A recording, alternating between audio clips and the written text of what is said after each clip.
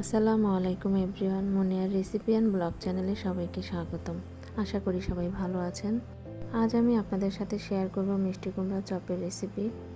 যারা বেগুন খেতে চান না বা বেগুনে অ্যালার্জি, আজকের রেসিপি তাদের জন্য। যে যেখান থেকে আমার ভিডিওটি দেখছেন সবাইকে আন্তরিক শুভেচ্ছা জানাই। প্রথমে আমি মিষ্টি কুমড়াটাকে পাতলা পাতলা করে বেগুনের মতো লম্বা করে কেটে নিয়েছি।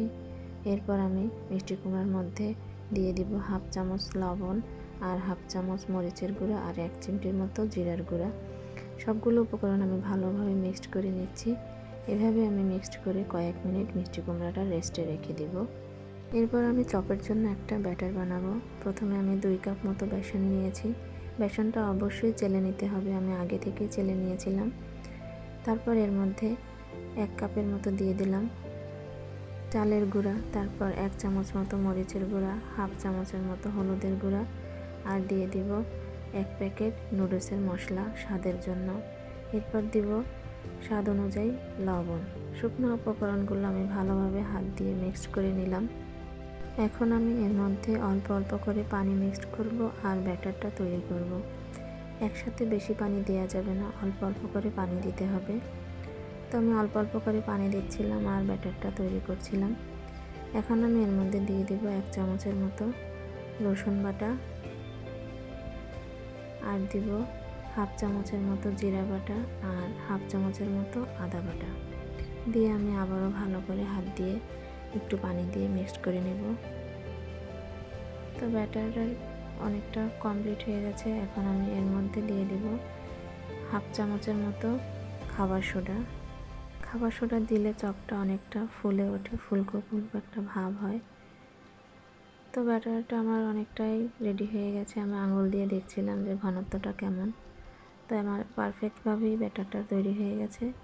এখন আমি দিয়ে দিব 2 চামচের মতো তেল। তেলটা দিয়ে আমি আবারও ভালো করে মিক্সড করে নিব। তেলটা দেওয়ার কারণ হলো চপে কিন্তু অনেক পরিমাণ তেলটা টেনে নেয়। তো যদি এই ব্যাটারের সাথে তেল মেশানো হয় তাহলে চপের মধ্যে তেলটা কম টানে। চুলায় আমি ফ্রাই প্যান বসিয়ে এর মধ্যে তেল দিয়ে দিয়েছি।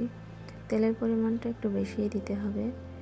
তো তেলটা আমার গরম হয়ে গেছে। এখন আমি মিষ্টি কুমড়াগুলোকে একটা একটা করে ব্যাটারের মধ্যে এপাশ ওপাশ ভালো করে মাখিয়ে নিচ্ছিলাম আর একটা করে তেলের মধ্যে দিচ্ছিলাম। এভাবেই একটা একটা করে সবগুলো মিষ্টি কুমড়া আমি ভেজে নিচ্ছিলাম।